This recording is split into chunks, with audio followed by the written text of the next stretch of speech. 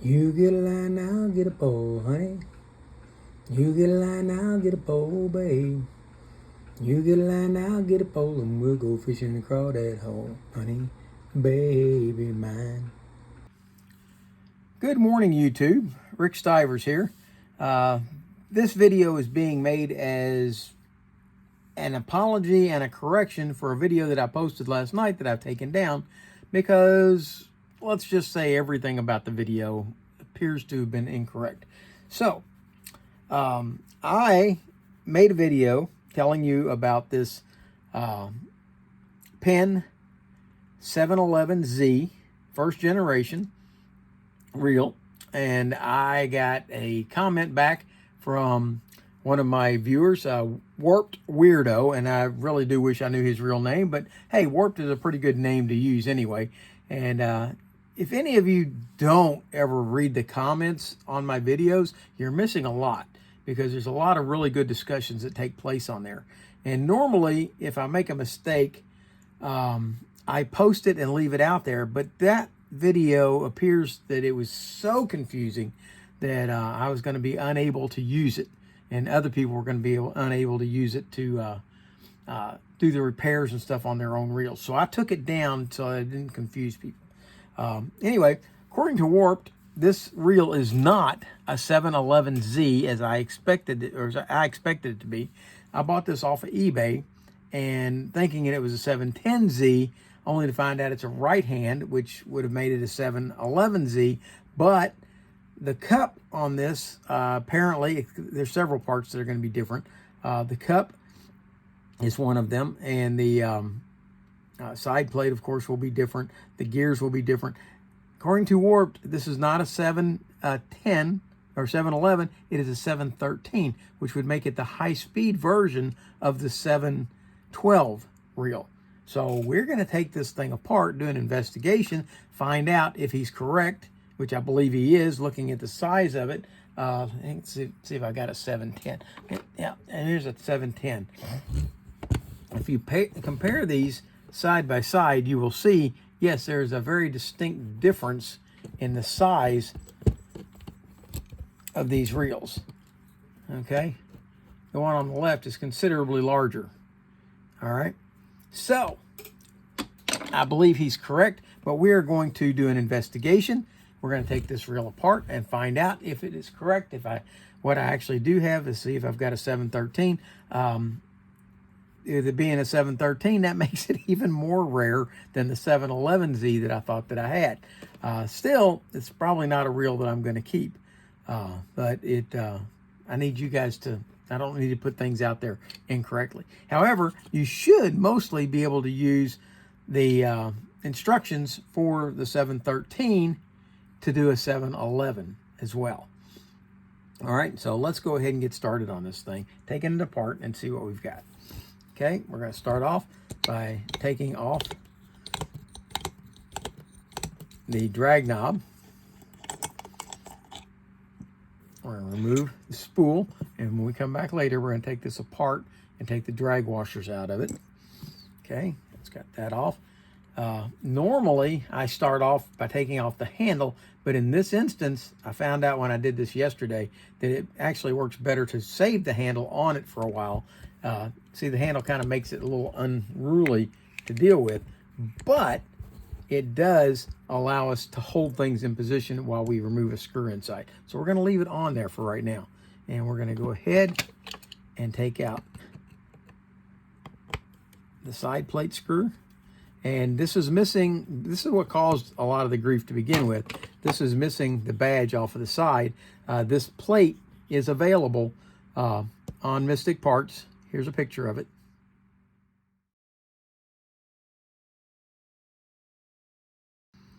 Okay, and you should be able to get that if somebody wanted to replace it. I was going to, but by the time I pay for the part and pay for shipping and try to sell this thing, it's going to be more money than I want to put into, or more money than I want to charge somebody for this reel. So I'm not going to replace that part. So next thing we're going to do is remove this screw right here.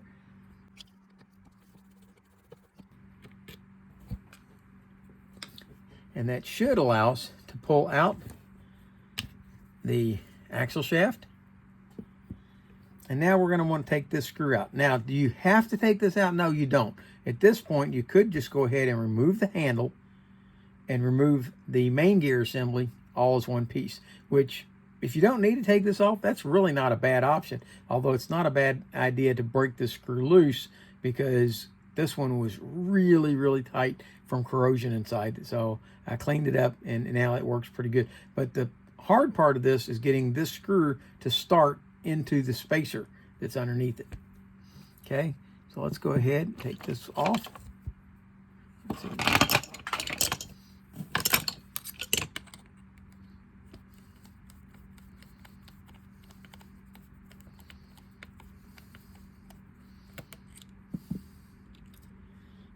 And now that's the screw that I wanted to take out in order to remove the handle. Okay, that's got the spacer out. Now we can remove the handle. And out will come the main gear. Now, this main gear did not just come out real easy the first time I took this out. And the reason being, after many years of this handle being screwed down on it, it had mushroomed the gear out slightly here. So I took this out and I put it in my lathe, and I turned this a little bit and took this little mushrooming off so that it now properly fits. So if you've got one that doesn't want to come out, that's probably what's wrong. You can usually just file that down, that where that mushrooming is, to take care of that. All right, I got that out. Now we're going to remove the nut that holds the rotor in place.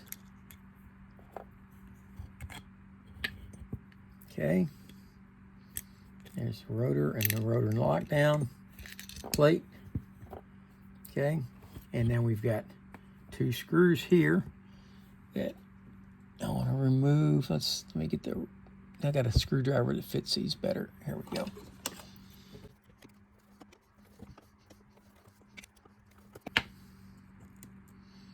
With those removed, we should be able to remove this plate. And notice this plate has this ramp on it right here, and the position of that ramp to the foot. We're going to put that back in that position. There we go. There is the bearing hold down plate, and it's 3 screws. All right, and now we're going to remove the pinion gear and the bearing. Now, we're going to take a moment to go in here and inspect and see what we find in the part number department. All right, now,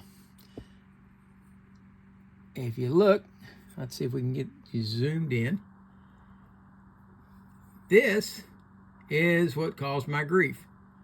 There's the part number for the body, which is 1-711-L. All right. Now, if we go to the 711 Z schematic and we look at part number 1 right here, let's back out a little bit so you can see better. There's part number 1. And we go to the part number. There's the part number. 1-711. Hey, so I've got a 711 reel. Well, let's go over here to the 713Z. And let's look at part number 1 and see what we have.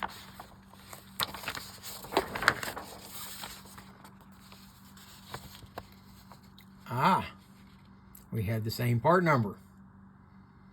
All right, so they used the same body on both the 711 and the 713. So now we need to try to see what other parts we have. Well, here is the side plate cover. Let's wipe it off and see if we can't get a good number on it. Okay. 45-711. Okay. Part number 45. This is for the 11. 45-711 housing cover. All right. That's for the 711Z. Here is the 713Z, part number 45. Now this one, okay, so what we've got is a little bit of a bastardization here. Okay, so this one says it's a 45. Part number 45 is a 45-713. So this is a 711 side cover. Okay, so there we've got a little bit of Franken reel going on here. So we've got two different ones. So far both parts match up to a 711. Let's see what other parts we've got.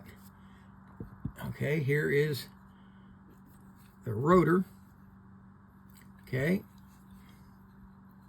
here we go.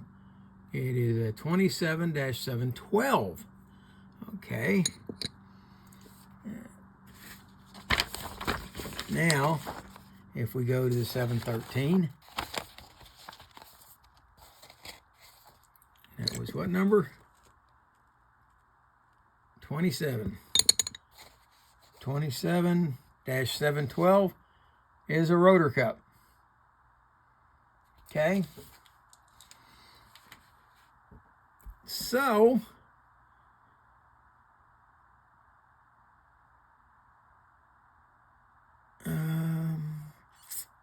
let's see about this guy. See if he's got a part number on him. I don't think it does. It does not. Okay. Let's try this one. The spool. There is no part number on the spool. So you guys can see my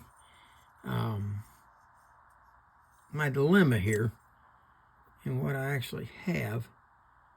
No other parts have a part number. All right, well, there was one other thing that did not match up in this reel for a 711. Okay, when we went to the 711, the spool right here, okay, see these parts right here? Those parts are not on this spool that I have. All right, that's not the same. So let's go over here to the 713 and see what we have. And this is what Warp was talking about. Look at there. Now, does that look like what we have on our spool? There we go. Those are the parts for the 713. So what we have is a 713 that is missing the badge, and someone took a badge from a 711 and put it on this reel, and and apparently the rotors are identical between the 712 and the 713, and we will check the gear ratio between what this is. I've got a 712 over here, and I think its gear ratio is like 4.2 or 3 to 1. And I guess we could count the teeth on this and find out for sure. But we'll do it the easy way and count them. Anyway,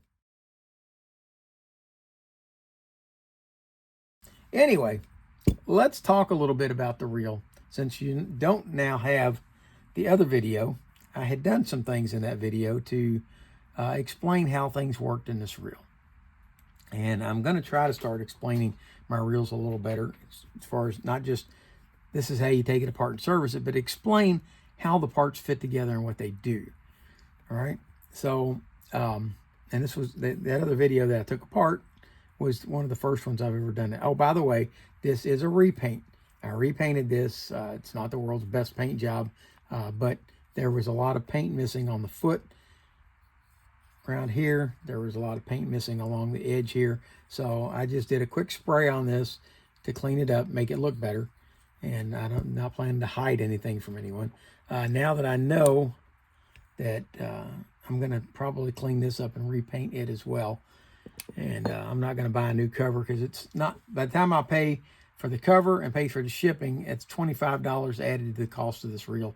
And I don't think I'm going to add $25 to the cost of this reel. Even though it's a rare reel, if somebody else wants to buy the reel and put that part on there, that's fine. I'm not going to do it. That's just too much money just to get a badge on the side. But now at least we have identified what it is. It is a 713 Z reel. And we're going to start talking a little bit about what we've got here. Now, inside the body of this, we have the anti-reverse. And I'm going to clean it up just a little bit. I've got some grease on there that I put on to help it operate better. And we'll take a little bit of that off so you can see it better. There we go. All right, this is the, let me identify the parts. Okay, this is your eccentric for the anti-reverse. This is your anti-reverse dog. There's the spring underneath this, and if you look, it's connected right here. Okay, so it comes down, makes a wrap around, and goes back up right here. That's a spring, and that's what operates this dog. It keeps it pushed out. Okay, this spring over here attaches right here in this corner, just sits in the corner. One end of it does. And the other end slides up through this hole in the eccentric. And the eccentric goes through the body and is attached and held on by a screw. I'm not going to take this apart because it's way too easy for one of those springs to go flying. You can usually, unless it's got a lot of dirt and grit inside there, sand, you can usually just take and clean this up a little bit.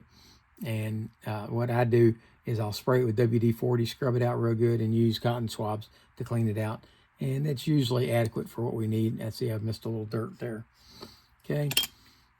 Anyway, what happens here for this anti-reverse is the main gear. This is the main gear. And it's got this cog on the back of it. See the teeth on that cog? Well, those teeth ride on this anti-reverse dog. Okay, when it's flipped down like this, that anti-reverse dog rides on these teeth. And so it will allow it, because the teeth are facing the other direction, it allows those teeth to just go by. And when you wind the reel, that's the click, click, click that you hear, is that anti-reverse dog clicking. Okay, this is not an instant anti-reverse reel. This is a very old design. This design came out in the early 60s. The design, whether this particular reel, don't know. I think it was made up well into the 70s. Anyway, if you want to override that, you flip the lever right here into this position right here, and that moves the dog out to where it can't impact the teeth. The reel becomes silent, but it also becomes a reel that has no anti-reverse. All right. Now, the other interesting part about this body of this is it holds the main gear. But look at this main gear.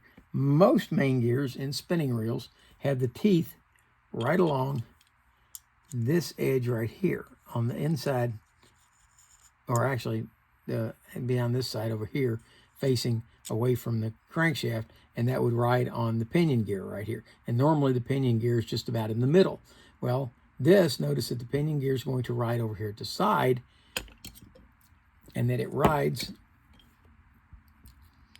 like so. Okay, it rides like that in the body. And now, this is what they call a bevel cut main gear and pinion assembly. And this is much smoother than what they use in reels today, most reels today. Okay, this reel design is used in some of the early Shakespeare reels, the purple maroon series, the damn quick reels are made like that. And I think I sent Chris Jenkins, sold him one, or Ken did, a Berkeley that I did that was like that. It's got the same reel setup. Now, the reason this is so much smoother than the contemporary design is, if you count, you'll see right here. Let me wipe this off just a hair. If you count, you will see that the pinion gear is making contact with 1, 2, 3, 4 teeth at a time. Okay? And with that contact on 4 teeth, you don't get that chunk that you get out of some reels when you're only making 2 or 3 connected together. So that's why this is a much smoother reel. Now, why don't they make them like this anymore? Well, this is a much more complicated design as far as how to machine it. And they're much more expensive to machine, so they don't do this anymore. So this is a high quality. That's one of the reasons I bought these reels. I like that design. All right. So this is the main gear. We're going to go ahead and insert the main gear. Make sure that the dog is flipped up and out of the way. And we'll insert the main gear. I've already oiled it, so I don't need to oil it again. I'll slide that in. And when the anti-reverse is kicked down, when this rotates, you'll see the dog. See how it clicks? But it won't go back the other way, okay? Only a little bit. Okay, and notice that it does retreat just a little bit. That's why this is not called an instant anti-reverse, because it will still back up some until it gets to that first tooth. All right, so we've got that in.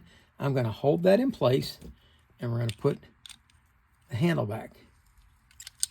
And by putting the handle back, that will keep that main gear in place. Oh, by the way, yep, and it's not on. There's a large washer that goes right here, and it's a spacer washer, and it is part of the schematic. You'll find that it's there. It's supposed to be there, so don't think that somebody added that in. That is supposed to be on there. Okay? Now we'll come back and tighten that handle later, but for now, that's going to be sufficient. All right. With that installed, we're now ready to put the pinion gear in. Now this pinion gear, we've shown you how it's going to ride in there, and this is well greased already. It's well greased and the bearing is well oiled. And we're going to slide them in through the front, right here. And there we go. And with that held in place there, we're going to reinstall the bearing plate. And you see that handle can become a little unwieldy to have there. Okay, we're going to set this in place and line up the holes like that, and put the screws back in.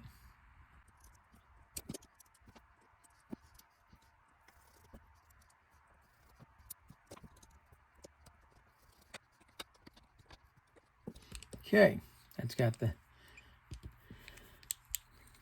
that back installed. Now, when this is rotating, what's happening is this assembly, this is your axle shaft. Your axle shaft rides on the crosswind arm, and the crosswind arm is attached to the main gear in an offset position. Well, that's what operates to move this axle shaft up and down, up and down. Okay, that rides on the inside of the pinion. So originally this axle shaft did not want to fit properly in here, and I in the other video you'll see me taking a file to it where it's mushroomed out a little bit right here, and what I ended up doing is I took it out on my lathe and put it in there and spun it up and filed it down just a little bit, or sanded it down actually with some 600 grit sandpaper. Okay, now that slides in. Nope, not yet. We don't want that yet. Before we even put that in, let's go ahead and deal with the rotor. And at this point, I'm going to revert back over to the other video, and we're going to do this in there because that's all well described and laid out in that other video. The one thing that you can't see very well is when I talk about this cam trip arm right here, and you don't get to see it very well inside there. So in that video, that wasn't very well done, and I'm going to show you right now. There it is right there. And this trip arm releases this bail right here by pushing, and when it pushes up, this little ramp right here pushes up when this rotates around on this little arm right here. When that happens, it trips this bail and allows it to fall like that. Okay? Now, the way that this works inside here, and you can see it in the schematic. There we go. Here's the schematic. We'll blow it up just a little bit so you can see it. Okay, what you've got is you've got a spring. You have two screws right here and a bar. Okay, this bar, and it's not easy to see in the schematic that this bar, steel bar, runs through that arm and slides inside. There's a spring fits down in the hole, and then these two screws fit down. All right, so the way that this works, okay, you've got a steel bar right here. That's what we sell on the schematic, and that steel bar runs through this arm, this trip arm right here, and underneath that arm, down in this hole, there's a spring, and then these two screws screw down and hold that bar in place, which holds the spring in place. And if you take that out, what you have to do is slide the bar through there, put the spring down in the hole, push this in, and kind of hold it in there while you get this screw started. Then once you got that one started, you got to move to the other side, hold it down while you get that screw started. And once you've got those both screwed in, then I keep turning this where you can't see it. That's why you don't want to do that. And so I explained in the other one how you clean that, and that's what I did. I sprayed it with WD-40, scrubbed it out, and blew it out with my air compressor. Okay, so we're going to go to the other video and come back. Before we do that, I wanted to show you how to do this rotor. Now this rotor, or bail wire, did not want to work when I first got it. Okay, and what had happened, somebody had bent it way out of shape. So I straightened it, realigned it, trued it up so that now it functions like it's supposed to. Okay, now how does this go together? Let's go ahead and do that real quick. We're gonna take a 1/4 inch drive and we'll take this nut off over here, and we'll pull the bail wire out here, and let's go ahead and put the roller over there so we don't lose it. It's got a spacer inside it also, or a shim.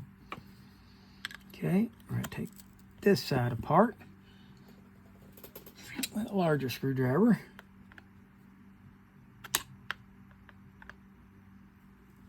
Ain't going to be that one. Try this.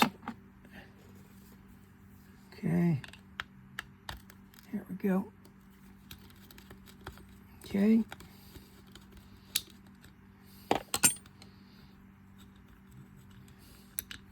Let's get this side off.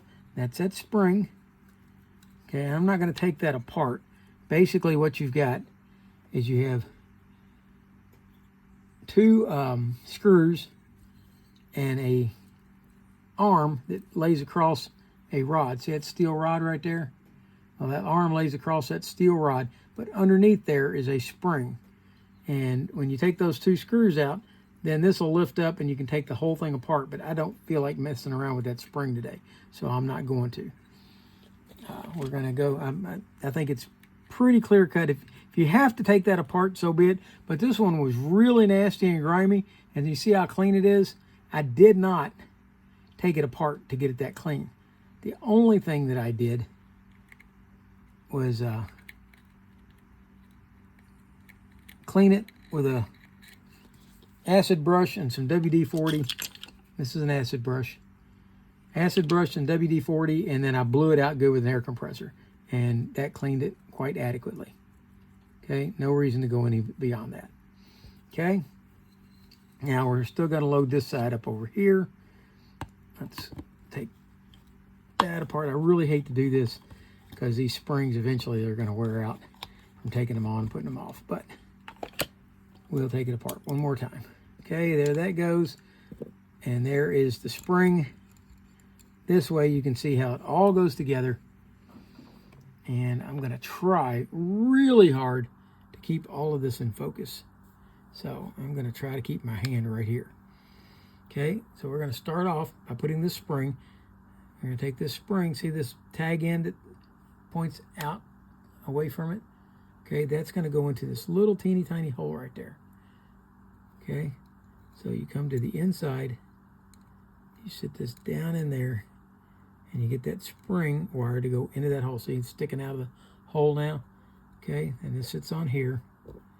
And now this guy, when he's activated, it's going to come over with this arm. See this strip right here? That's going to hit on that cushion right there to stop. Okay, but when we go to put it together, what we're going to do is put this in. You got this other tag that sticks out off the spring pointing up. That's going to go into this little hole right here. Okay, let's see if we can get that to go in. There we go. It's in. All right, now we're going to bring this around. We're going to line up the hole so that we can put the screw back in. Okay, and we're going to put this in. Give it a gentle turn, just enough to get it started. Okay, then we're going to bring this around. We want to get this arm to come up and go past that right there. Okay, and then we start bringing in. When you go to bring it in, you got to make sure you're past that post. Okay, or it's not going to go. Okay, there we go, past the post. Over. Push this up and in. Are we still in? Yes, we're still in. Okay. Now what I just did there is I moved the spring over because the spring was trying to get trapped. Okay. There. If when you get this done, it's not moving freely like that, then you've trapped the edge of the spring in between the screw or the body of this and the rotor cap. Okay, so you have to keep moving it over, and you might have to move the spring over to get it to go. But that's what that does. Okay, that's now locked into place. That's the power. All right, when we go to put this bail wire back together now, you want to set this up so that it's sitting properly. I believe it goes this way. Let's check and see if I'm correct. This way, yeah, the bail would be pointing up in the air when it's locked in place, and that would make this the proper position to be in, is with this bail wire pointing up when it's locked, because that's what holds it up. Okay, now we're going to move this out of the way using my thumb on this lever under here, and we will take our screw and see if we can't get it started.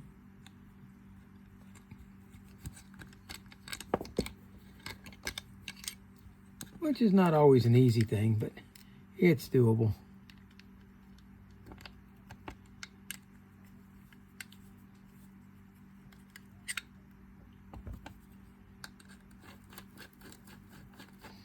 Make sure that the screw is going down through this cam, or it's not going to work properly.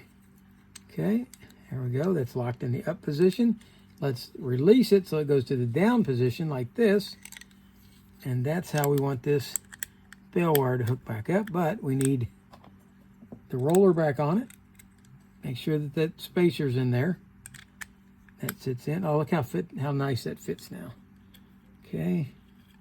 Hopefully, when I tighten this down, I won't feel any tension on the bail wire. And I didn't. So this should function like it's supposed to. There we go. Okay, let's now go ahead and lubricate the rotor bail wire like so. And we can keep that pushed in and just kind of cycle this a few times. Oh yeah, that feels nice. No grit, nice and smooth. Okay. All right.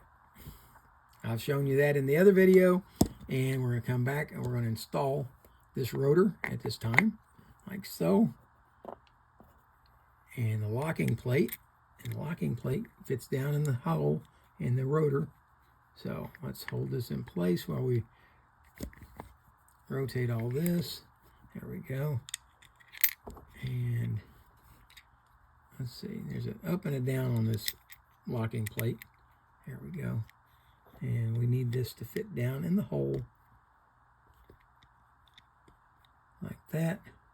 And it's not in there. There, now it's in the hole. Okay, like that. And then we put the screw back in.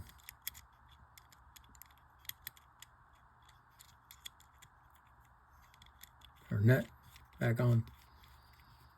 Okay, and we're going to back this out because we don't need this kind of close up. All right.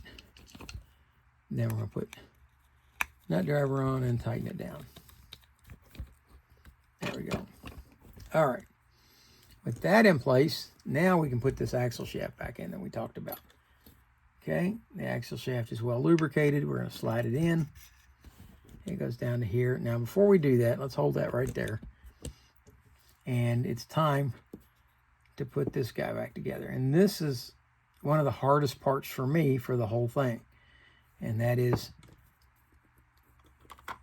we have this part, which I'm going to put some grease back on the gear. I've already greased it earlier, but it's been handled a lot. This piece goes over that hole right there. The crosswind arm fits on over top of that. And then this screw screws in. And see that this screw right here has a shoulder on it. Okay? And it has, that's not the right screw. This is the right screw. Yeah, there we go. This screw has a shoulder on it. Okay, see that shoulder? Well, that shoulder has to fit inside there. And what's going to happen is the edge of that is going to catch on this shoulder, and it won't want to screw in. So you got to really maneuver this thing around a lot to get this to screw in properly. And I have a heck of a time with it. And it's already catching. It's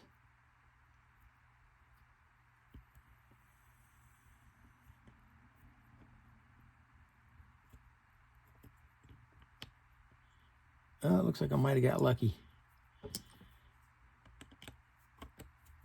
I did.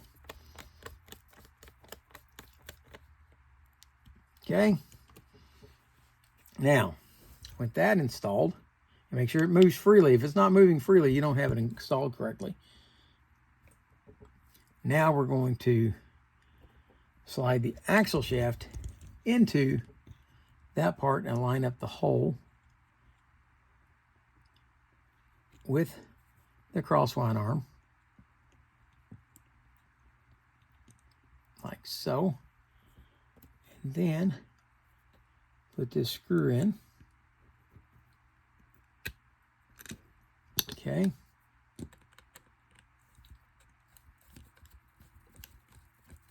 Tighten it down. All right. That's all back together. We're going to come back and we are going to grease the side of this, and we're going to re-grease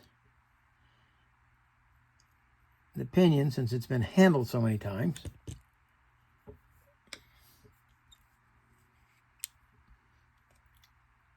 Rotate it around a little bit and put some more on there. There we go. And that should take care of how that operates. Now you can see how when you crank the handle, it's going to crank the main gear. The main gear is going to spin the pinion. The pinion is going to spin the rotor. The rotor is what's going to wind the line onto the spool. Okay? And the crosswind arm is going to move the axle shaft up and down, which is going to move the spool up and down. Okay? And let's go ahead and, well, I'm going to take that apart for you real quick. And I'm going to revert back to the other video real quick, and you can see how we did that. And take care of the drag washers. Okay, so we're going to, I use a ice pick for this. And let's go ahead and take these out. And I've already taken these out once today, but you need to see how they go back together. So there's the dimpled washer on top. There's the HT100 drag washer. There is the hex. There's HT100. There is the keyed, and the last HT100, and there's our snap ring to go on it. Okay, and if you're taking it apart and yours isn't nice and clean like this one, you'll want to clean it, but we're going to go ahead now and put it back together. So here we go, HT100, and if you wish to put some grease on those, you can. Then we'll put in the keyed washer, the next HT100, then goes the hex, then goes HT100, and then goes the dimpled washer with the dimples facing up. Now, you say, how do you know if the dimples go up or down? Well, if you look at the drag adjuster, you got dimples dented in, so those little dimples sticking up will go into those. That's the detent for it. Okay, now we'll take this, slide it back down here, slide it in, snap it into place like so. There we go. And now, okay, now that we've done that, we're going to go ahead, put the spool back on. There we go. And that's got the little plastic clicker on it. And we'll go ahead, tighten this down. And now if I was going to keep this reel, let's see. I see. All right, I went and looked real quick, and what I wanted to see is that plastic clicker on the bottom of this. I wanted to see if it's still available from Mystic Parts, and it does. It costs like $5. I think if I was going to keep this reel, I would probably go ahead and order one of those and put it on this, because that part is really old. It's been there a long time, and there's a good possibility. I've seen so many of those plastic clickers break, and since that part's still available for $5, I would go ahead and replace it. Okay, make sure the handle's tight. By the way, I did this in the other video, but took and unscrewed this and added a bit of oil here and a bit of oil here. I also put a drop of oil inside the handle, spun it around a little bit, make sure that it's good, and I'm going to put a little right here. Okay, and there we have an operational reel. You can see how everything works. See how the spool moves up and down. That gives you an idea how everything operates. You can see all the components and how they work. And I'm going to try to start doing that more in my videos. Okay, we're going to put the cover back on. Remember, this is not the right cover for this, but it does fit it. It just isn't the right one. Okay, and there you have the 713Z reel, and how to take it apart and service it. And I'll tell you that the 711 is going to operate almost exactly the same. So if you have one of those, you could do it pretty much the same way as the 713. It's just not the same reel. And the other one, that other video, is just so flawed that I just couldn't leave it out there that way. And let's see if the oil port here, yep, it's still functional, and it is good. And I added a drop of oil in there. And that's basically how this thing works, guys. I hope you liked the video. If you did, please hit the like button. If you didn't, hit the dislike button. Tell me what you didn't like about it.